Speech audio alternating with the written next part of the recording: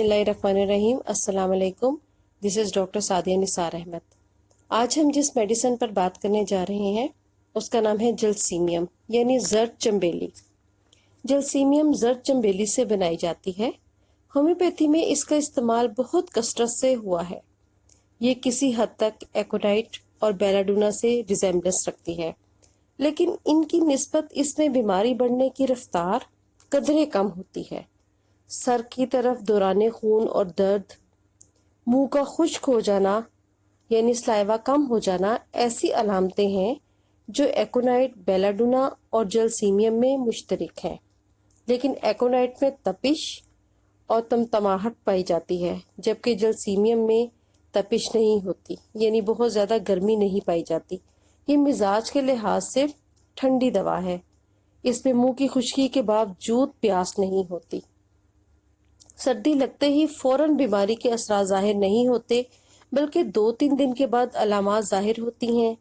अगर बच्चे को सर्दी लगने से कुछ अरसे के बाद बुखार हो तो जलसीमियम ज़रूर देनी चाहिए, लेकिन अगर सर्दी लगते ही बुरा हाल हो जाए तो एकोनाइट और बेलाडोना को मिलाकर देना चाहिए। डॉक्टर कैंट के मुताबिक इस मरीज को सर्दी लग जाने के कई दिन बाद नज़ला होता है। चूँकि जलसीमियम ठंडे मिजाज की दवा है, इसलिए ये ख्याल आता है कि सर्दियों के मौसम में इसका असर नुमाया होगा। इस तरह एकोनाइट में चूंकि जोश और गर्मी पाई जाती है, इसलिए इसको गर्मियों में काम आना चाहिए, लेकिन हकीकत इससे बिल्कुल बरअक्स है। एकोनाइट सर्दी के मौसम की दवा है और जलसीमियम अक्सर गर्मियों में काम आती है। गर्मियों के मौसम में सर्दी लग जाए तो इसमें जलसीमियम ज़्यादा मुफीद है, लिहाजा ये गर्म और खुश्क मौसम की दवा है। लेकिन गर्मियों के खुश्क मौसम में अगर डायसेंट्री हो जाए और वो भी खूनी पेचिश, तो एकोनाइट चोटी की दवा है जो खुश्क गर्मी और खुश्क सर्दी दोनों में काम करती है। जलसीमियम को अमूमन सर दर्द और नज़लाती बीमारियों में इस्तेमाल किया जाता है, मगर असहाल वगैरह यानी डायरिया में इस्तेमाल नहीं होती। हालांकि अगर जिस्म ठंडा हो और सर में बोझ महसूस हो, मुंह खुश्क हो जाने के बावजूद प्यास ना हो, तो वो डायरिया जो लंबा अरसा तक पीछा ना छोड़े, इसमें जलसीमियम बेहतरीन काम करती है। इसलिए इस लिहाज से ये डायरिया की भी बेहतरीन दवा है। जलसीमियम में बीमारी का असर आहिस्ता होने के बावजूद इसे क्रॉनिक डिजीजेस में ही इस्तेमाल किया जाता है। निस्बतन दरमियानी अरसा पर मौजूद कुछ ऐसी बीमारियां जो कि पीछा नहीं छोड़ती, जलसीमियम देने से बेहतरीन रिजल्ट्स उससे हासिल होते हैं।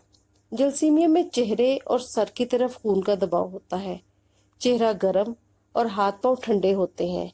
ये अलामत आर्निका में भी पाई जाती है। बाज़ दफ़ा काफ मसल्स में ठंडक का एहसास होता है और जलसीमियम इसमें बेहतरीन दवा साबित होती है।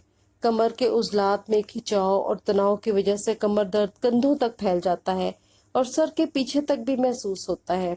गर्दन अकड़ जाती है और सर्वाइकल स्पोंडिलोसिस में भी इस तरह की कंडीशन में जलसीमियम बेतहाशा अच्छा असर दिखाती है।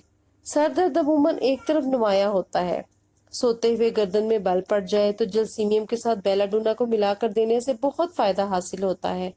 अगर कमर की तकलीफ के साथ गर्दन भी मुतासिर हो और गर्दन तोड़ बुखार की अलामतें जाहिर होने लगे, तो इस सूरत में कमर ठंडी नहीं होती, हाथ पांव ठंडे होते हैं, तशन्नुज और अकड़ाव होता है जिसमें नीलाहट नहीं पाई जाती। इस अलामत में जलसीमियम को कभी भी भूलना नहीं चाहिए। जलसीमियम में सोने से पहले बेचैनी सी होती है, यानी एक रेस्टलेसनेस की कैफियत पाई जाती है और मरीज को ये खतरा महसूस होता है कि ये इसे ठीक से नींद नहीं आएगी और वो इस चीज में ही परेशान रहता है।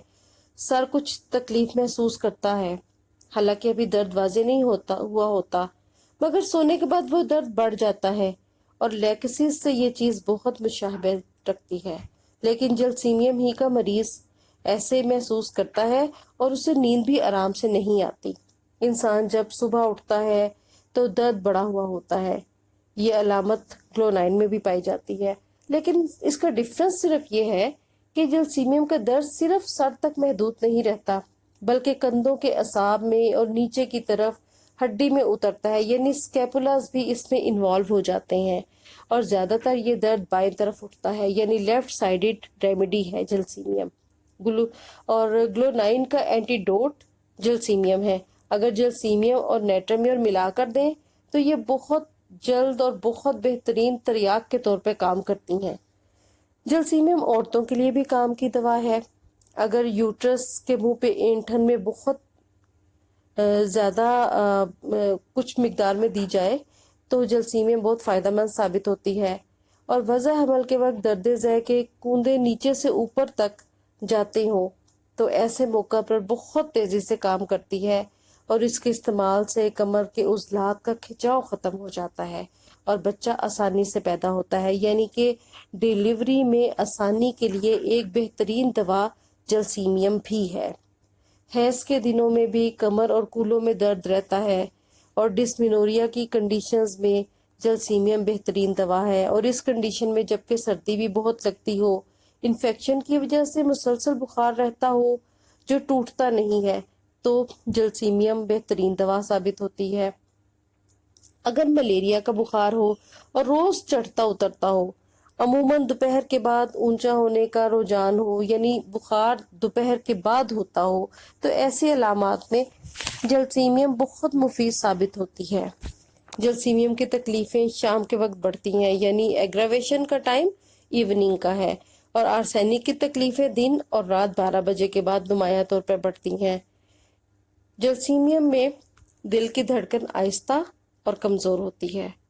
اس میں ایک علامت یہ ہے کہ مریض ہلکی رفتار سے چلتا رہے تو سمجھتا ہے کہ دل دھڑکتا رہے گا، جب ٹھہر جائے تو محسوس ہوتا ہے کہ دل کی دھڑکن بند ہو جائے گی، گویا جسم کی حرکت دل کو طاقت دے رہی ہے اور اسے متحرک رکھ رہی ہے۔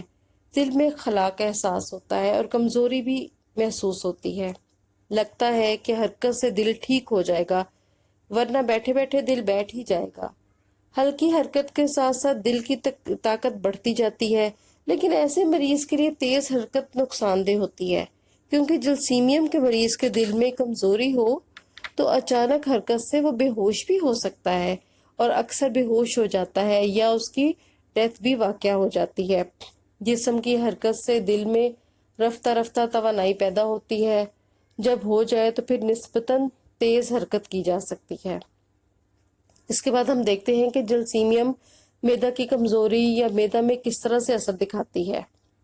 جلسیمیم میں معدہ میں کمزوری اور خالی پن کا احساس بھی ملتا ہے، یعنی جب مریض کچھ کھائے تو اسے ایسا ہی احساس ہوتا ہے کہ اس نے کچھ نہیں کھایا اور اس کو بھوک لگی ہے۔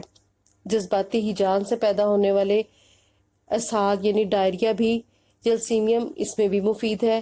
دل کی اعصابی بیماریوں کے ساتھ معدے پر بھی اثر پڑتا ہے، یعنی دل اور معدہ دونوں ایک دوسرے سے دور نہیں ہیں۔ خوف، دباؤ یا بری خبر سے معدہ خراب ہو جاتا ہے۔ یہ علامت ارجنٹم نائٹریکم میں بھی ملتی ہے، لیکن جلسیمیم کی بھی ایک اہم علامت ہے۔ جلسیمیم کی نیٹرمیور سے بہت مشابہت ہے۔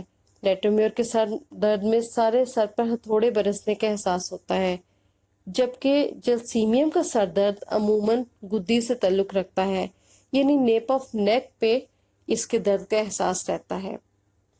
گدی کے حصے میں درد کی چوٹیں پڑنے کا احساس ہوتا ہے۔